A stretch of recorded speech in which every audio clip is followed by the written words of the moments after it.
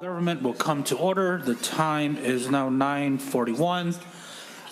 The first item on the agenda is Senate File 1717. Senator Hoffman, welcome to the State and Local Government Committee. Thank you. To your bill. Mr. Chair and members, I think Bob Myers, there, here he comes. Chair and members, thank you for the opportunity to present. This is the DE to House File 3643, where we're establishing the Melissa and Mark Hortman Memorial State Park Working Group, Mr. Chair, before we wanted to just do it, creating a lasting tribute while also taking a thoughtful approach to how this space is going to be managed going forward. What we're doing is we're establishing the working group made up of the key state agencies, legislators, and stakeholders, including the Department of Admin, Department of Natural Resources, the Historical Society, and the Capital Area Architectural and Planning Board. And what we're doing is the group is going to be tasked with developing recommendations on governance, responsibility, and the long-term planning for the space. And then the report will be due back to this body, Mr. Chair, in 2027.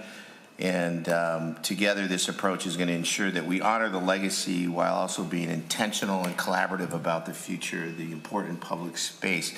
There are a couple of amendments in front of you. I am unclear about which one goes first because Ms. James was helping put all this together. So if you could have somebody move the order that it needs to, I'd appreciate that. Certainly. Senator Sudzinski will move the A1 amendment, the A2 amendment. Looks like that's the DE. Yep. All those in favor of the A2 amendment say aye. Aye. All opposed say no.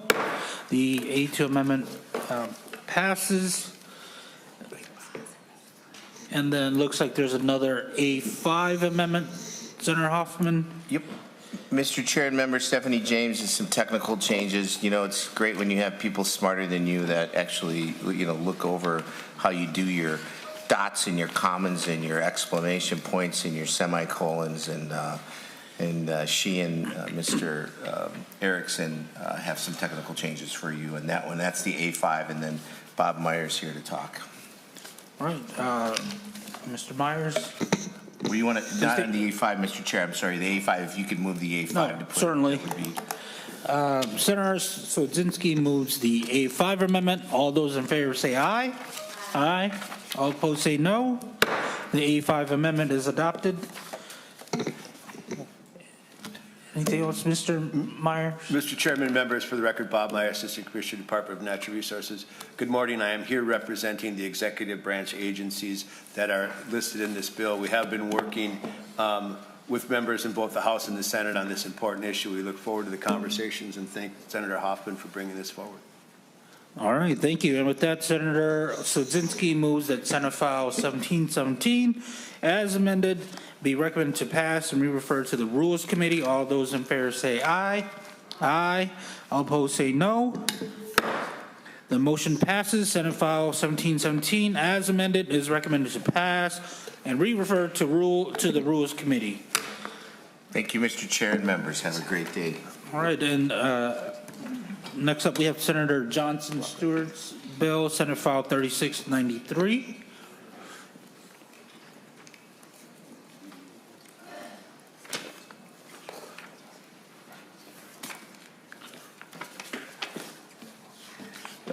Senator Johnson Stewart, to your bill. Good morning. Thank you, Mr. Chair and members. I did try to talk to the members yesterday, but I apologize for that. I didn't get around to everybody. This is what I consider to be a pretty non-controversial bill. It did pass unanimously in the House.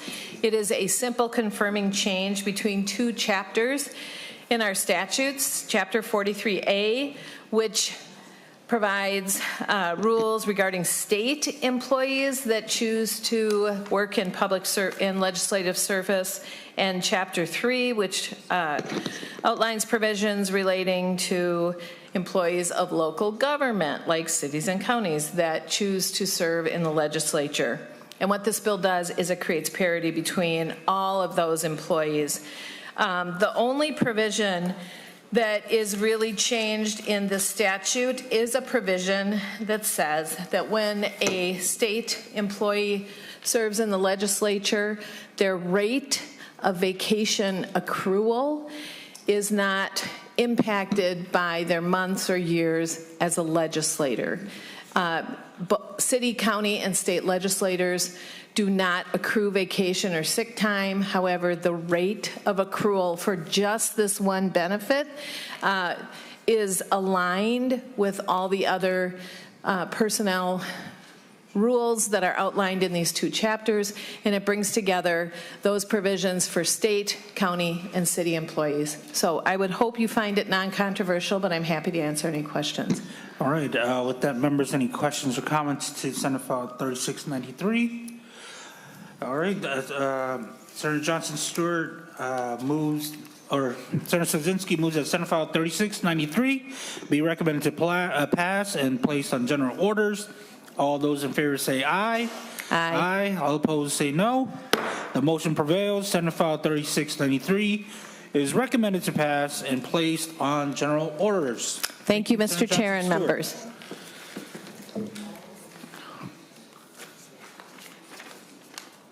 And members, looks like Senator Wiklund is currently on her way. And our final bill, Senator Hemmingsen-Jaeger, she's currently presenting in another committee. And we will just hold on a couple minutes here.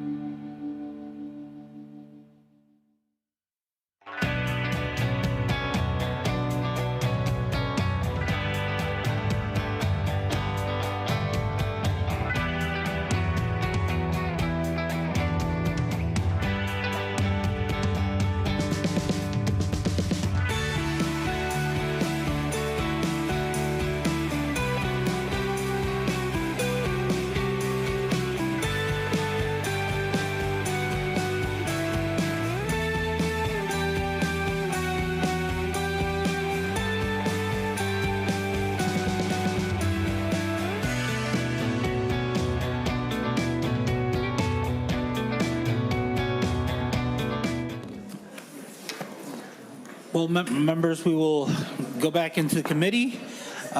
Senator Wiklund, thank you for rushing over here. We will start off with Senate File 3733. Thank you, Mr. Chair. Whenever you're ready. Thank you. I apologize. We're wrapping up the Health and Human Services budget bill, so I really appreciate your being able to wait for me to come over. Senate File 3733 is a bill that we heard in this committee, but today what I would like to move forward is the A4 amendment. All right, Senator Wiklund. Senator Johnson Stewart offers the A4 amendment, and would you like to go through? Yeah.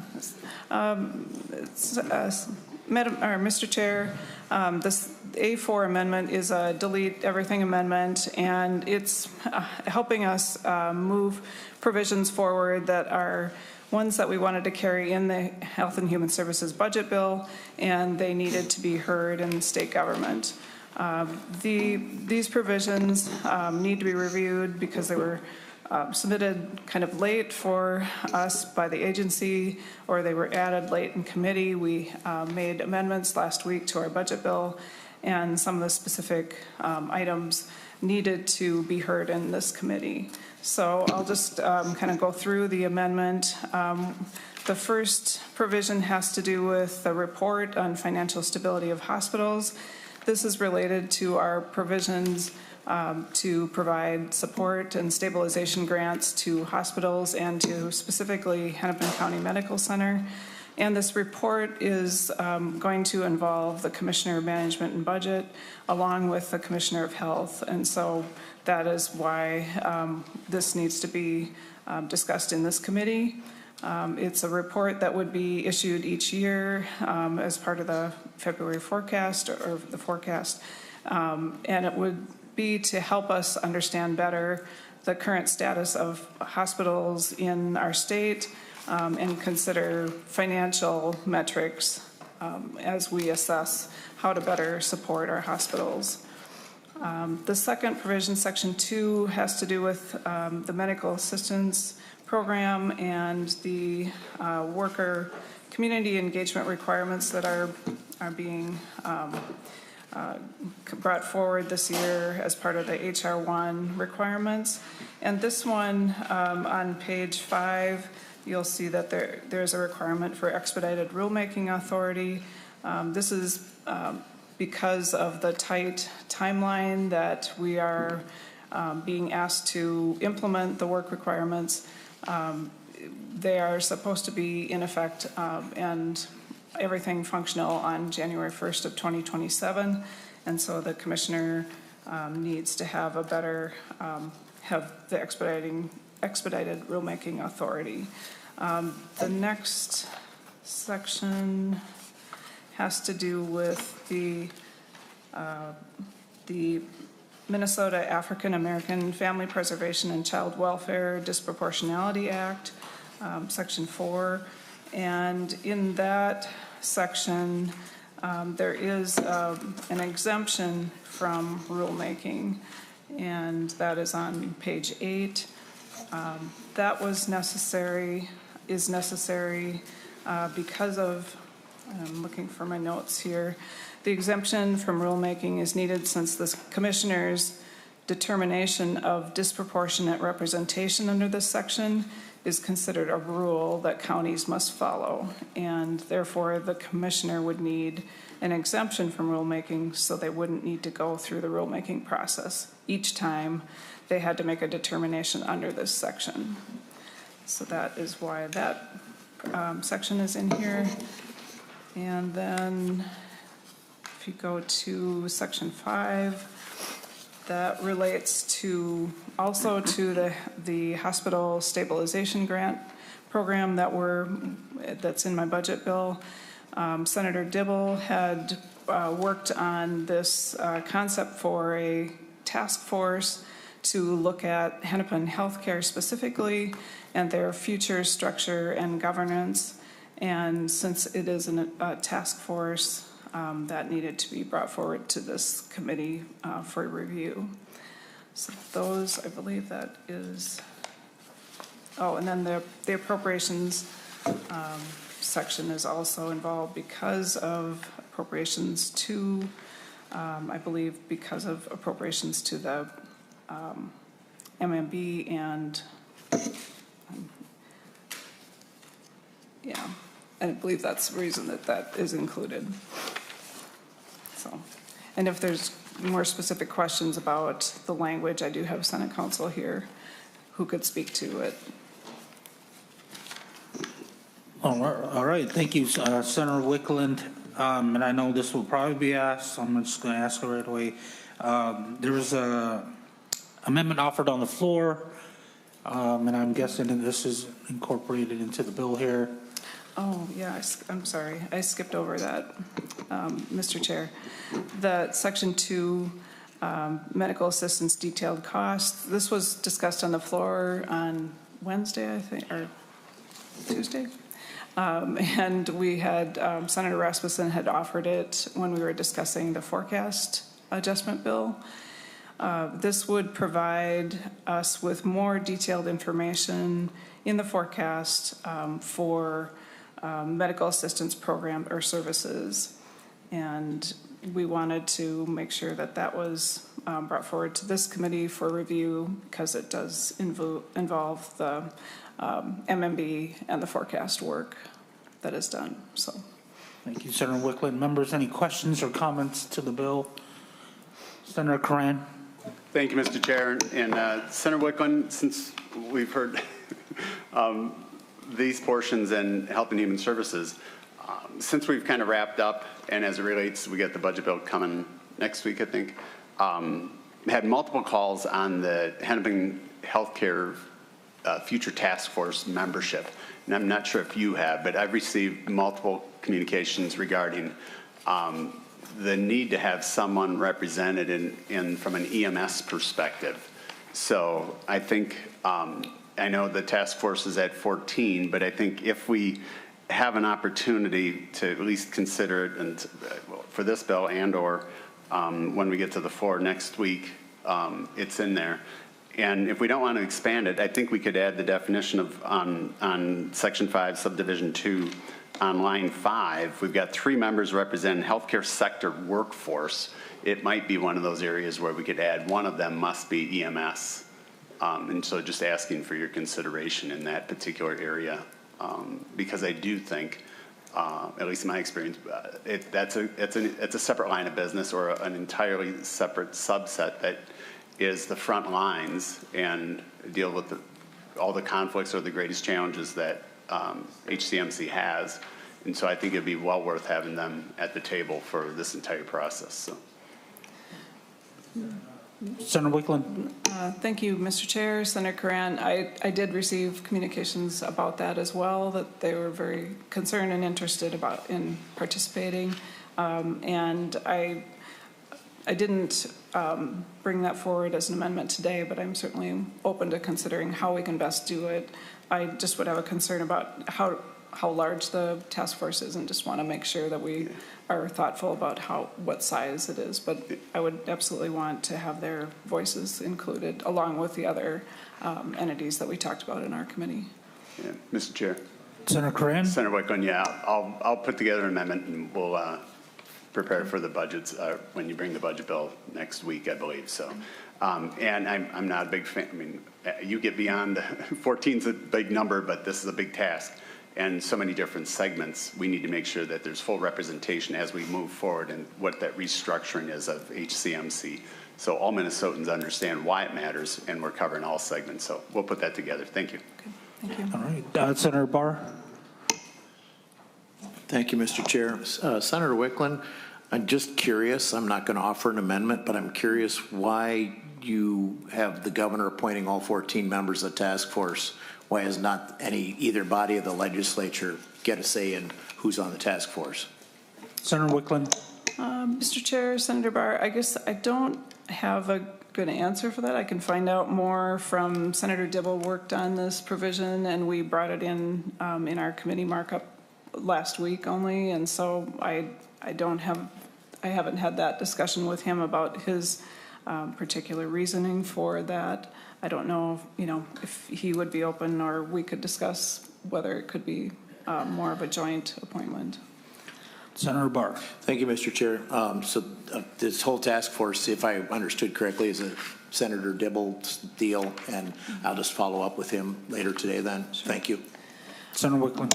Mr. Chair, Senator Vargas, one consideration is we should think about how long it takes if we add, legislative appointments as well. I don't know if that would add much time, but we can certainly explore that. So thank you. Thank you, Senator Wiklund. Members, any other questions or comments? Senator McQuaid. Thank you, Mr. Chair. And Senator Wiklund, I'm not directing this at you because you have the unfortunate task of implementing the terrible policies from the one big billionaire tax cut bill. What we have in front of us, the community engagement requirements or the work requirements, this is going to cause 150,000 to 250,000 Minnesotans to lose Medicaid. And it's going to cost our counties more money to cover fewer people, which is going to raise our property taxes. So in Dakota County, where I live, our property taxes are going up 9% each year to give fewer people health care so that we could give tax cuts to billionaires. That is $11 million for Dakota County next year to give more people, fewer benefits.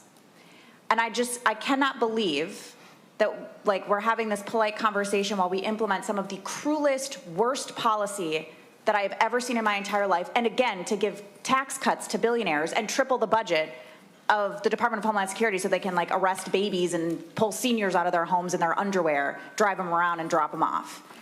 It is patently absurd that we are here right now, and we don't have to be here. We could have not given tax cuts to billionaires and just kept Medicaid for people.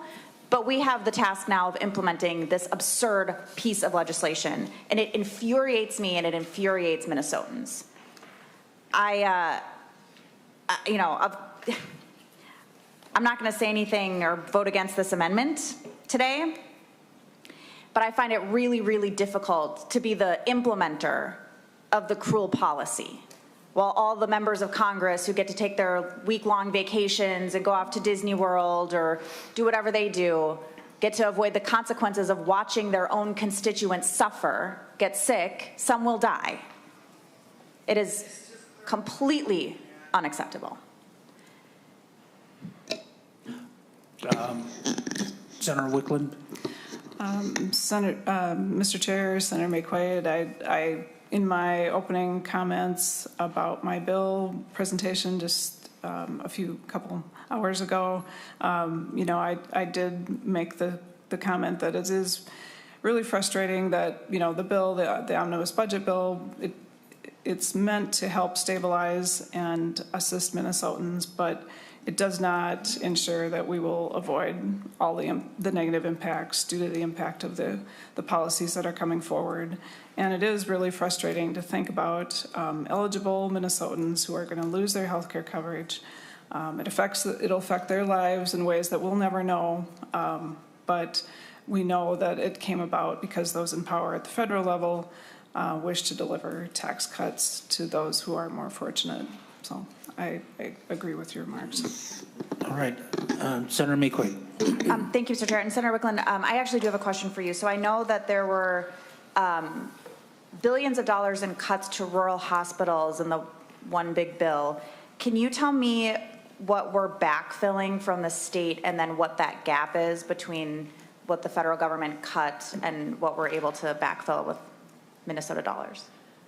Mr. Chair, Senator McQuaid, what our bill has included in it for the hospital stabilization program, since we just have one-time money and we tried to include as much as we could, we currently have one-time grant money for Hennepin County healthcare of $150 million, and for other entities, other hospitals, other safety net providers, and EMS, and that totals about $133 million.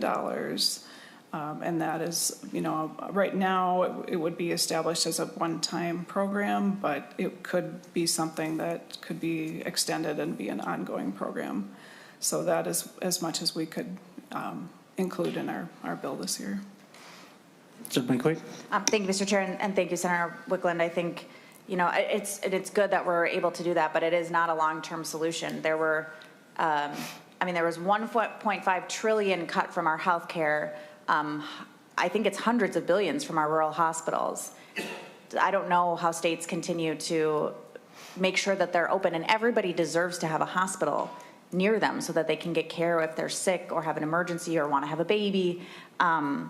We cannot understate how dire the situation is, and it's going to continue to play out over and over and over again. While billionaires live it up, people are going to die in their small towns and in their rural communities because they literally cannot get from their home to a hospital to get life-saving care if they have a heart attack or a stroke.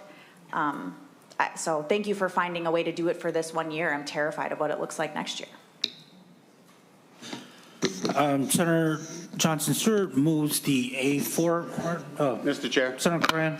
Mr. Chair, most of Hennepin County's challenges and issues were long before H.R. 1 was passed. It was insolvent prior to 2024 and on the pathway to this challenging environment, for which we do need to save that, don't get me wrong.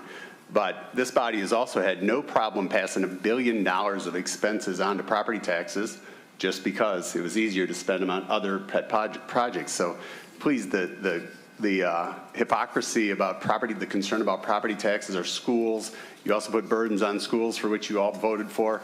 And the greatest challenges that we haven't addressed any of them. And most of them inflicted on hardworking legal U.S. citizens paying the freight in this state have been inflicted from 23 to 25. And we haven't done any of those things. So the greatest challenges, H.R. 1, they may produce some challenges for us, but they'll pale in comparison to what's been done to this state since 2023. So I'm concerned that this had nothing to do with this bill.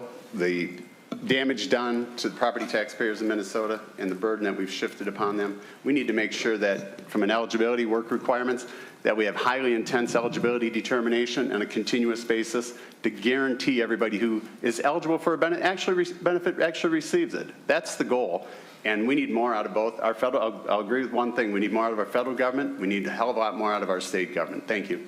Senator Johnson Stewart and then Senator McQuaid.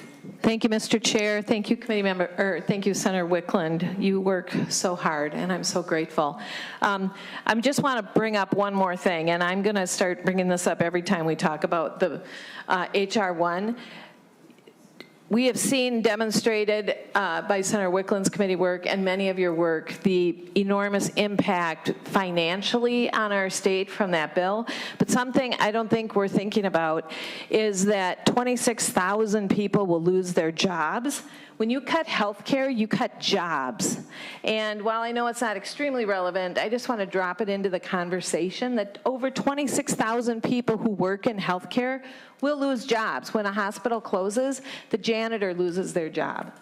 When a hospital closes, the maintenance worker loses their job. The nurses lose their jobs. And so we are going to have a big job ourselves trying to figure out how to find work for all these people as we fight this enormous healthcare problem.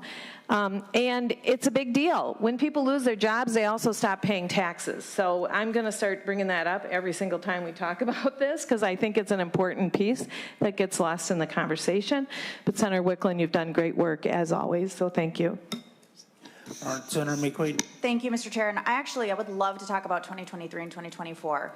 We passed a $400 million property tax cut in 2023 and 2024 under a DFL trifecta. We infused our public schools with, I believe, almost $2 billion to reduce property tax costs. And then what we have seen from the federal government, from the one big billionaire tax cut bill, ask Fair Range Hospital in Hibbing how well they're going to do with the Medicaid cuts. Ask Astera Health in Wadena how well they're going to do with the Medicaid cuts. Ask the hospital in Northfield how they're going to do with the Medicaid cuts. Those were not decisions that were made by this legislature. That is the decision that was made by Republicans in Congress to cut trillions of dollars in Medicaid funding. And I think it behooves us to understand. I asked my county, I said, if we had not had the billionaire tax cut bill, how much would property taxes have gone up in Dakota County from some of the things that we passed in 23, 24? 0.5%. 0.5%. I will take ownership of 0.5%. But the 8.5% that's going up next year and the 8.5% the following year, that is Republicans in Congress and their billionaire tax cut bill.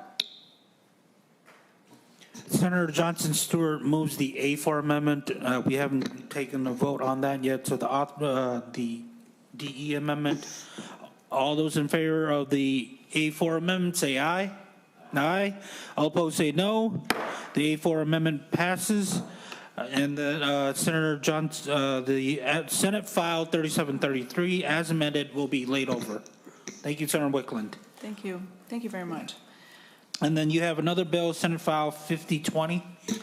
Thank you, Mr. Chair. Senate File 5020 is a bill that was brought forward, introduced fairly late in the conversation, but it does relate to a topic that we have been having extensive discussions about this session, and that is how do we better keep our IT systems up to date. You have heard discussions, I'm sure, from and I had calls from your counties asking about modernizing IT systems in the short term, trying to find ways that we can adapt and modernize our systems in the short term so that they can better handle some of the additional processes, additional work that is coming. And in my bill, in my omnibus budget bill, we do have significant funding allocated for these short-term programs.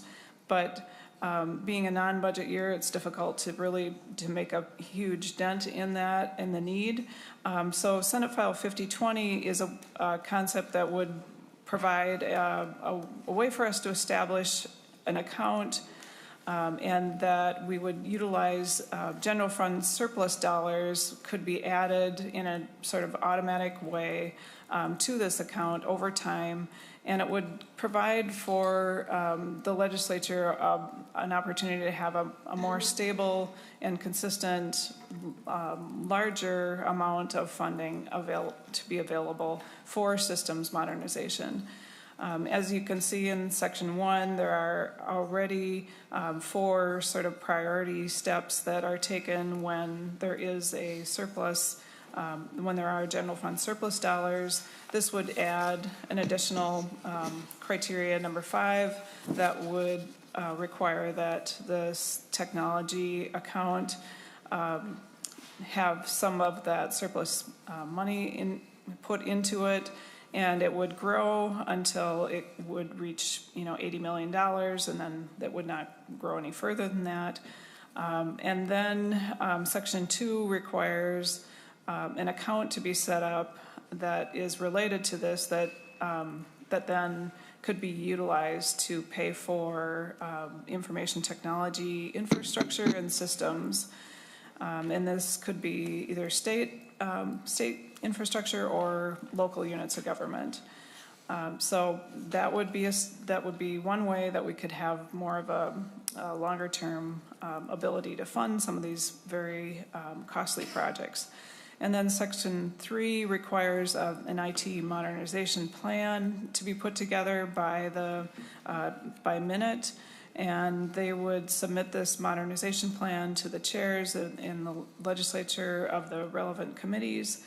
And this would be a way to help the legislature understand identification and ranking of information technology infrastructure and systems that are most in need of modernization or replacement. And there's some statement about priority given to outdated or inadequate systems, and then identifying costs and recommendations on whether to modernize something or replace it entirely. And then the last Section 4 would be a transfer of $30 million in fiscal year 2027 from the general fund into this account to be sort of a starting point for us. As I mentioned, we do have some short-term work that we are trying to accomplish this session, but I think we also need to be paying attention to how we can do this type of planning and implementation over time in a more thoughtful manner. I also have in my omnibus bill a legislative commission on the human services systems, and we heard that in this committee as well. So I think all these pieces fit together in a way that would set the state and the legislature up better in terms of moving forward with significant IT projects. And I'm happy to answer more questions. Thank you, Senator Wiklund. Members, any questions or comments to the bill? Senator Hemmingsen-Jaeger. Thank you, Chair. Thank you, Senator Wiklund. I really appreciate kind of taking an out-of-the-box thinking and a creative approach. Unfortunately, everybody knows, especially our state employees and the people who use our systems, that our systems are out of date. And we need to not only catch them up, but we need to meet the moment, and then we need to be thinking ahead. So I think having a report also done by Minute causes Minute to really look enterprise-wide and to really think deeply and listen to the commissioners and kind of think of like a more enterprise approach to how we can be more efficient and keep up with the times. So thank you so much. All right, thank you. Senator Coran. Thank you, Mr. Chair. And Senator Wiklund, I like the philosophy. I think it's necessary to put together a pool and a process to look at legacy systems and one to promulgate, like we do with legislation, promulgate a list and then to be able to dig down and prioritize them. At the same time, I think I will work diligently on the other side. We have to at some point join forces and work on the retraining of our workforce so we have the subject matter expertise to effectively allow our technology applications to be applied. We just saw it in the DNR with their missed implementation of what should be a fairly straightforward commercial off-the-shelf package, mostly configurable, and they didn't quite understand the procurement of what we spoke about forever in the Blue Ribbon Council and now the Tactical Advisory Council. So I'm going to work to codify that everybody's clear when the commissioner doesn't understand, a Minute doesn't understand what invitation to negotiate entails. We'll fix those holes. Those are going to be equally necessary to allow any application or comfort that we can spend those dollars that we have or that we're prepared to move forward and migrate or move forward and tackle the legacy system. So I think it's a good plan to have the funding piece. Let's get the operational pieces done together. So thank you. Senator Swedzinski. What I have to say has nothing to do with this bill. I've been sitting here reflecting on what my two colleagues, Senator Johnson Stewart and May Quaid, were saying earlier, and I just want to echo it. Senator Wiklund, I just don't know a harder working person in this complex, and so on behalf of all the people in this state that have benefited over the years from your hard work, I want to say thank you. And I'm sure you're going to hear a lot of that in the coming weeks. And the other thing I want to say, I've been reflecting on what Senator May Quaid said. And I don't know the answer to what's happening in this country right now between the state governments and the federal government and the push-pull. I know that throughout our nation's history, there's been times where the central government has reigned supreme, and there's times in American history where the states had reigned supreme, and that pendulum just switches back and forth throughout our nation's history. But I'm struggling right now with what role we are playing as a state, and what role do we need to play to fill the gaps that the central government is literally imposing upon us. And I don't know what side of history this will play out in. I just know that I hope, along with all of my colleagues, that we don't end up on the wrong side of history as we plow through the changes and the struggles that the central government has placed upon us in recent times. So anyways, with that said, thank you, Mr. Chair. Thank you. Senator Wiklund, looks like the bill will be laid over, but do you have any final comments for us? No, Mr. Chair, I really appreciate being able to bring this bill forward to get it out and under discussion, and I hope that, if members have any more questions about it.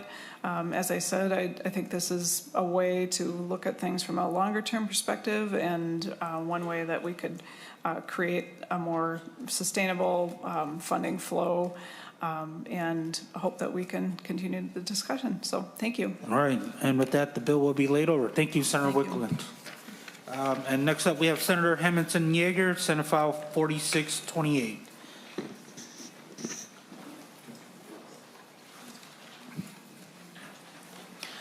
Senator Hemmingsen-Jaeger, whenever you are ready to your bill, and it looks like you have a A1 amendment. Yes, please, Mr. Chair. Oh, whenever you're ready. Oh, okay. Would I you wasn't like sure if you want to move the amendment first. Would you like to move the amendment first? Yeah, might as well. Senator Hemmingsen-Jaeger moves the A1 amendment. All those in favor say aye. Aye. All opposed say no. The motion prevails. Senator Hemmingsen-Jaeger. Great. I am looking at the clock, so challenge accepted to get out of here by 10:30. Thank you, Chair and members, for your patience and for taking a look at this bill. As you'll see, this has been reduced down to just a small section, down 1.27 to 2.22. And basically, this is a bill that came together with the Department of Administration as well as a coalition of nonprofit organizations to basically make sure that we have increased transparency, upfront information in the form of an RFP cover page of sorts. It basically would have a summary of any sort of request for proposals, eligibility requirements to allow these nonprofits, often small, the time to understand if they meet the qualifications and eligibility requirements before having to thumb through, tens, hundreds of pages. So just a really good way to be more efficient for everybody all around. So thank you. All right. Members, any questions or comments to the bill? Senator Johnson Stewart.